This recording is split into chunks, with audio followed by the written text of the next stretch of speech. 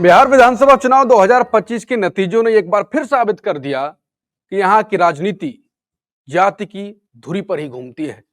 NDA की भारी जीत और महागठबंधन की करारी हार के बाद सोशल मीडिया, खासकर इंस्टाग्राम रील्स और यूट्यूब शॉर्ट्स पर जो तमाशा चल रहा है वो शर्मनाक भी है और खतरनाक भी।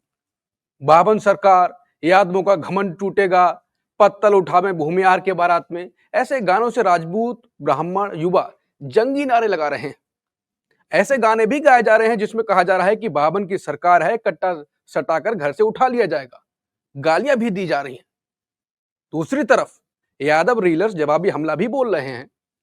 कुर्मी, कोयरी, पासवान, दुसाद हर जाति अपने योद्धा खड़े कर रही है। लाखों व्यू, शेयर और जहरीले कमेंट्स।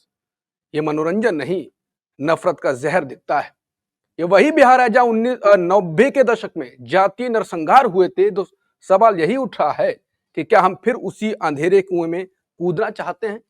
राजनीतिक दल चुनाव जीतकर कुर्सी पर बैठ गए, लेकिन समाज को ये घाव देकर चले गए। नफरत की ये आग बुझाएगा कौन? क्या ये रील्स की लड़ाई आने वाले दिनों में सड़कों पर खून बनकर बहेगी? तो सवाल ये भी उठ रहा है, क्या बिहार चुनाव का नतीजा जात युद्ध को बढ़ाएगा? इसी विषय पर करेंगे चर्चा। नमस्कार, मैं हूं अंकुर और आप देख रहे हैं सतंदी का खास शो सवाल शीतल पी सिंह से। यहाँ बेबाक अंदाज में करेंगे सियासत की परतों का पोस्टमार्टम और निकालेंगे असली सच। शीतल सर, नतीजे प्रचंड धन्यवाद। आए, उसके बाद ये मुद्दा भी प्रचंड गूंज रहा है, जातिवाद। धन्यवाद धन्यवाद अंकुर, तुमने बहुत जरूरी मुद्दा लिया है। इसलिए कि चुनाव तो हमारे देश में होते ही रहते हैं, राज्यों में, विभिन्न राज्यों में हर समय ही होते रहते हैं। लेकिन ये जो चीजें हो रही हैं, ये चीजें समाज को बहुत नासूर देती हैं और इसमें हमेशा दुख रिश्ता रहता है, खून बनकर और अन्य तरह से। ये जो चुनाव के दौरान एक गाना बहुत प्रचलित हुआ था, जिसे किसी ऐसा समझा जाता है किसी यादव गाने वाले ने, शायद हाँ, टुनटुन यादव नाम का कोई गायक है, उसने तैयार किया था। ऐसे गाने कैसे इनको सामाजिक स्वीकृति मिलती है? वो एकदम वही सब जंगल राज जो उनके ऊपर कहा जाता था, लालू और उनके परिवार पर, लालू यादव जी और उनके परिवार के बारे में, कि उनके जमाने में जंगल राज था, उसकी प्रतिध्वनि कर रहा था वो गाना। वो कहते हैं कि इस चुनाव में उसका भी एक बड़ा रोल है, लोगों में बहुत सारे कारक हैं, एक कारक वो भी है और उसको करोड़ों लोगों ने देखा था। अब उसी गाने की तर्ज पे ब्राह्मण जाति के लोगों ने कुछ गाने बना के डाले हुए हैं, कुछ राजपूत लड़कों के गाने रील पड़ी हुई हैं, जो जिनको लाखों करोड़ों लोग एक दूसरे को दिखा रहे हैं। हम हम क्या समाज बना रहे हैं? ये राजनीतिक दल जिनके साथ ये लोग हैं, जिनके लिए लोग कार्यकर्ता वगैरह का काम करते हैं, वो किस तरह की राजनीति पैदा कर रहे हैं? बिहार में एक सामंतवादी व्यवस्था बहुत समय तक थी, अभी भी उसके अवशेष सब जगह हैं, जिसमें साधनों पर बहुत कम लोगों का कब्जा था और बहुत सारे लोगों को बहुत कठिनाइयों में जीवन यापन करना पड़ता था। उनके साथ हर तरह के भेदभाव थे। हमारे यहाँ छुआछूत भी उसमें से शामिल है। जाति के आधार पर विभाजन था और इस सब के खिलाफ एक जो प्रतिकार खड़ा हुआ, तरह तरह से, कहीं वो हिंसक भी था और कहीं राजनीतिक रूप से भी था, जो हमारे यहाँ धाराएं हैं। उस सब से निकल के ऐसा लगा कि 1990 में जब एक बार बदलाव हुआ, कोशिश तो पहले भी हुई थी, एक दो बार हुआ था, लेकिन ये वाला जरा सा लगा था कि स्थायी था और काफी दिनों में चला। लेकिन बाद में ये बहुत छोटे और क्षुद्र मामलों में जाके तिरोहित हो गया। उसके बाद भी जो सत्ता आई नीतीश कुमार जी के जरिए जो बनी हुई है, जिसको ये कहा जाता है कि उसको समाज के उन हिस्सों ने सपोर्ट करके अपने को मतलब कायम रखने के लिए पैदा करने में मदद की। लेकिन ये है कि कम से कम उसमें समावेश तुलनात्मक रूप में उनसे ज्यादा हुआ जैसा पहले था। और जो पहले था उसके बारे में ये आरोप लगा कि वो सिर्फ यादव और मुसलमान के प्रतिनिधित्व के मामलों में गंभीर है, बाकी लोगों को वो शामिल नहीं करता। हालांकि वो बात सामाजिक न्याय की करता है।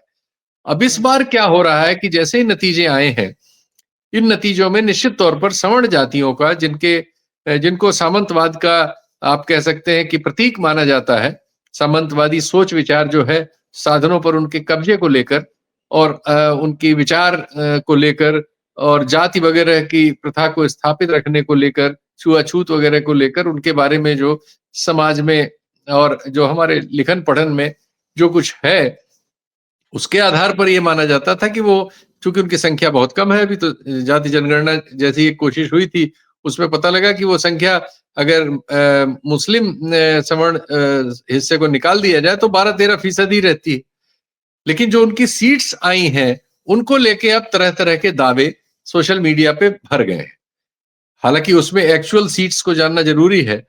ये सही है कि उनकी सीट्स बढ़ गई हैं काफी बड़ी तादाद में। जैसे राजपूत जाति 3.45% बताई जाती है, उसके 32 विधायक आए।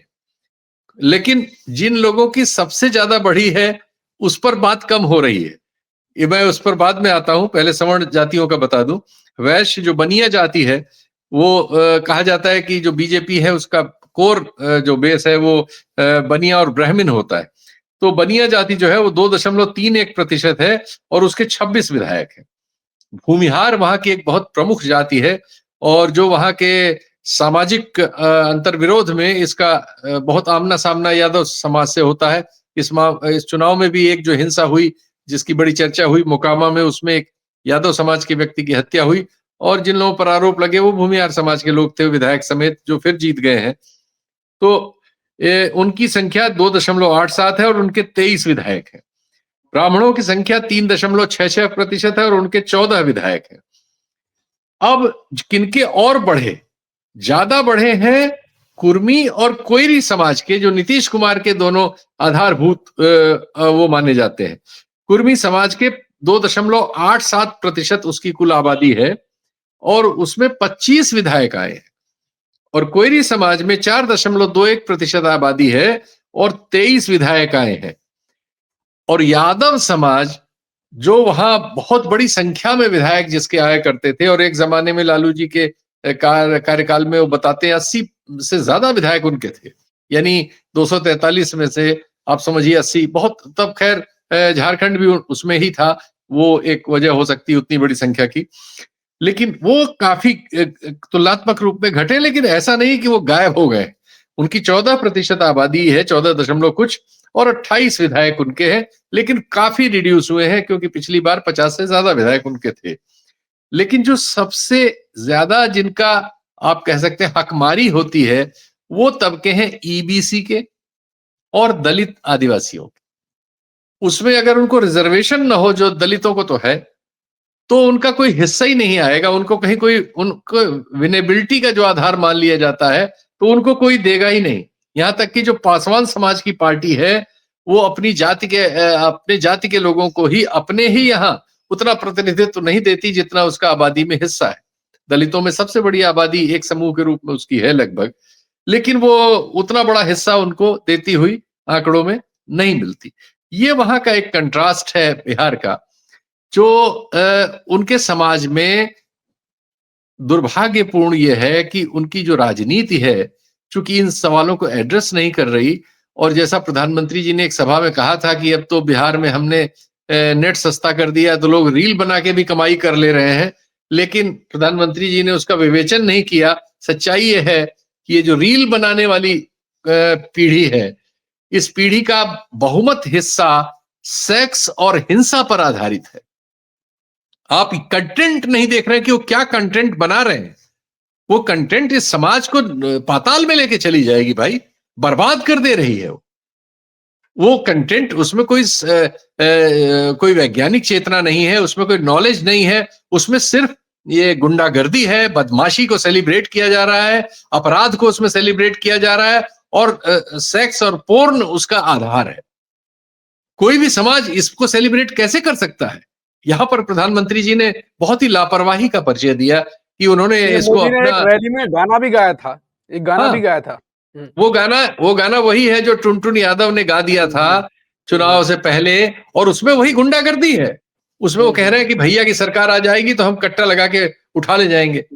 अब उसी गाने को उसी तर्ज पर ब्राह्मण एक युवक ने गा दिया है और वो रील चल रही है।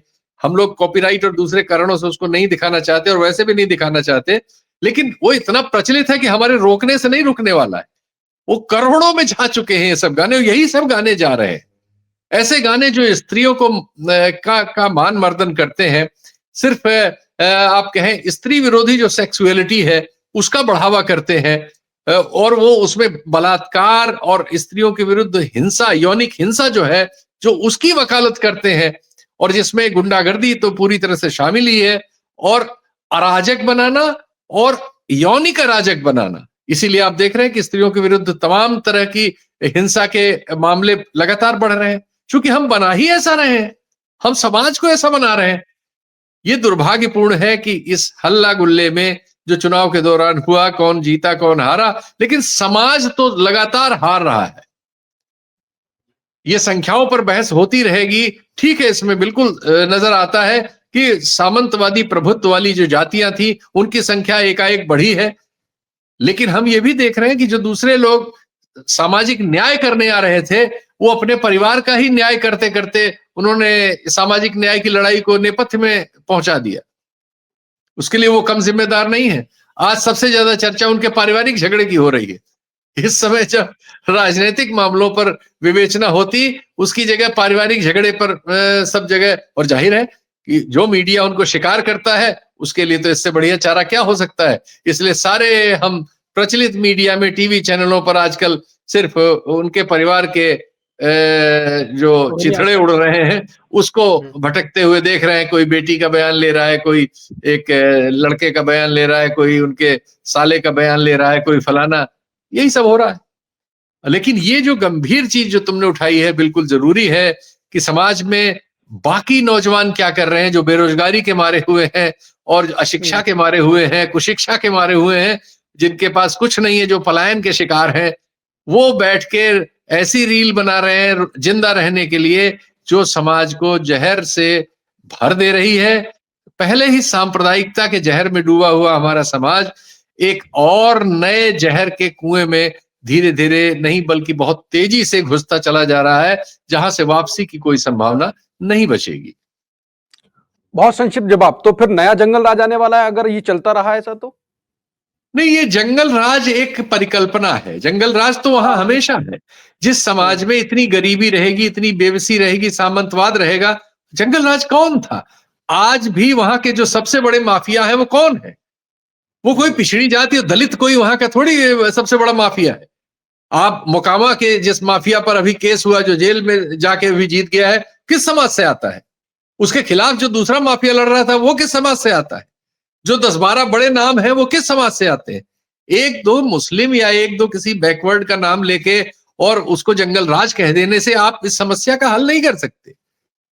वहां तो हिंसा एक, जब आप प्रतीक के तौर पर हिंसा को अपने सामाजिक विमर्श का मुख्य माध्यम बना ले रहे हैं, तो उस समाज में आप किसी को दोष ठहरा दें कि वो पहले ये था अब नहीं था। उसके पहले वहां एक केंद्रीय मंत्री की बम से हत्या हुई थी। रेल मंत्री थे केंद्र के, बम से मारे गए थे। लालू जी के जमाने में लालू जी का एक मंत्री इन्हीं अपराधी गिरोहों के द्वारा मार दिया गया था। तो वहां तो अपराधी गिरोह बहुत से हैं। पहले वो सामंतवाद की खबरें हम लोगों के बचपन में आया करती थी कि वो फलाना जमींदार है जो लोगों को घड़ियाल के आगे फेंक देता है, जानवरों के, भेड़ियों के आगे फेंक देता है, बधुआ मजदूरों की बातें आती थी। अत्याचार तो उस समाज में है, पहले से बहुत बड़े स्तर पर है।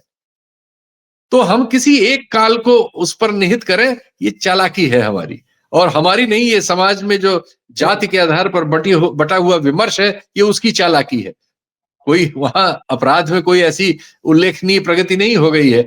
जरूर निश्चित तौर पर नीतीश जी को इसके लिए बिल्कुल स्वीकार किया जाएगा कि उन्होंने कानून का राज स्थापित करने की कोशिश की, जिसमें बहुत सारी कमियां लालू जी के जमाने में पैदा हो गई थी, ये सच है।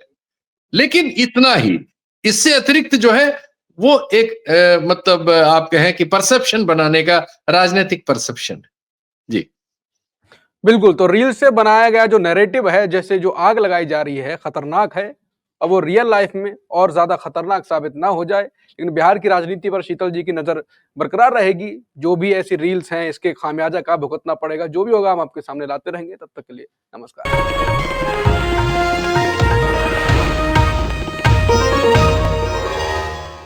Copyright disclaimer under Section 107 of the Copyright Act 1976. Allowance is made for fair use for purposes such as criticism, comment, news reporting, scholarship, and research. Fair use is a use permitted by copyright statute that might otherwise be infringing.